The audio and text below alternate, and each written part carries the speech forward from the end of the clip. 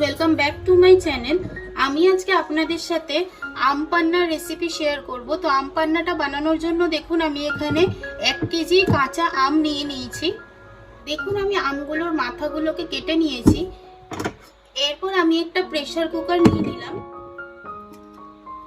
এর মধ্যে আমি আমগুলো দিয়ে দেবো।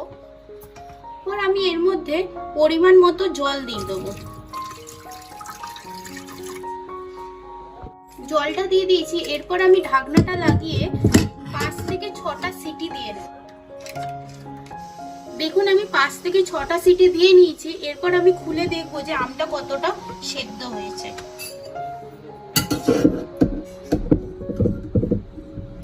দেখুন আমটা কিন্তু কি সুন্দর ফেটে গেছে আর কতটা ভালোভাবে সেদ্ধ হয়ে গেছে। এরপর আমি এইটাকে আমগুলোকে একটা বোলের মধ্যে তুলে নিয়ে ভালোভাবে ঠান্ডা করে নেব।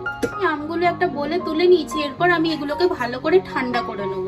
দেখুন আমটা কিন্তু আমি ঠান্ডা করে নিয়েছি আর একটা প্লেটে নিয়ে নিয়েছি।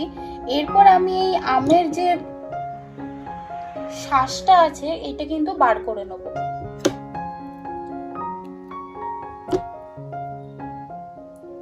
চামচের সাহায্যে আমি বার করে নিচ্ছি।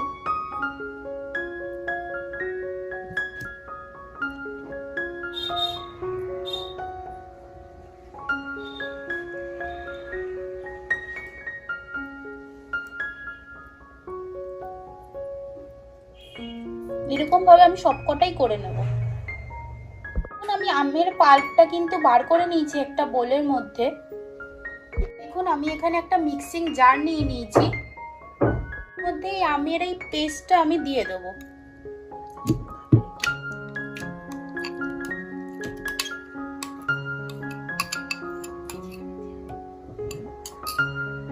জিরে ভেজে গুঁড়ো করে নিয়েছি, এইটা আমি 2 চামচ দিয়ে দেবো। এখানে বিট নুন নিয়ে নিয়েছি, এইটাও আমি 2 চামচ দিয়ে দেবো।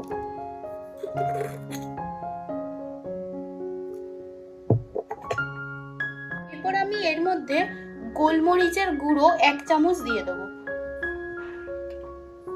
এরপর আমি এর মধ্যে চাট মশলা অ্যাড করে দেবো। আপনারা চাইলে নাও দিতে পারেন। 2 চামচ চাট মশলা অ্যাড করে দিলাম। আর 1 ইঞ্চি আদা নিয়েছি, এইটা দিয়ে দেবো। আর একটা লঙ্কা দিয়ে দেবো। দিয়ে এবার আমি এটাকে ভালো করে পেস্ট করে নেব। এখন ম্যাঙ্গোর পেস্টটা কিন্তু রেডি হয়ে গেছে। এরপর আমি এটা একটা বোলের মধ্যে ঢেলে নেব।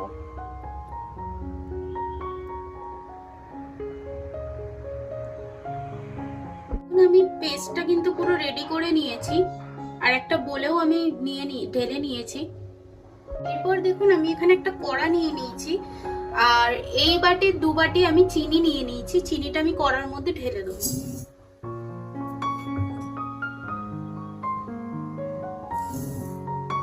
আর এই বাটি মেপেই আমি জল নেব। 1 বাটি মতন জল ফার্স্টে আমি দিয়ে দেবো। আর হাফ বাটি মতন জল আমি দিয়ে দিলাম।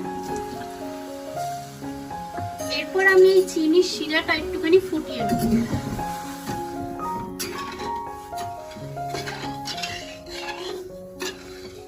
দেখুন রসটা ফুটে এসছে। এর মধ্যে আমি একটা পাতিলেবুর রস দিয়ে দেবো। পাতিলেবুর রসটা দিলে কি চিনিটা কিন্তু দলা পেকে যায় না। চিনিটা কিন্তু গলে গেছে আর রসটাও ভালো ফুটে এসছে। এরপর আমি গ্যাসের ফ্লেমটা আস্তে করে দেবো। এরপর আমি এখানে একটা ছাঁকনি নিয়ে নিয়েছি। এর মধ্যে আমি আমের পাল্পটা আস্তে আস্তে দেব।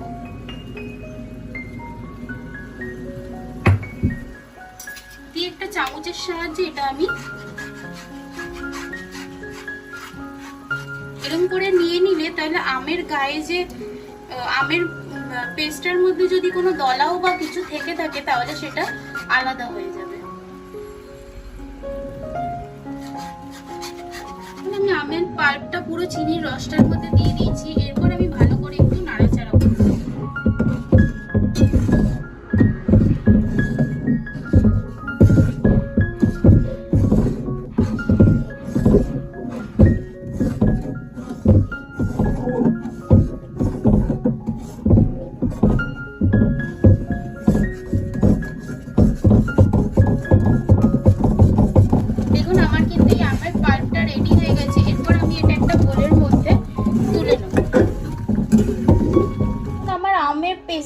পুরোপুরি রেডি হয়ে গেছে। এটাকে কিন্তু আপনারা 1-2 মাস কি 3 মাস মতন ফ্রিজে রেখে কিন্তু খেতে পারবেন।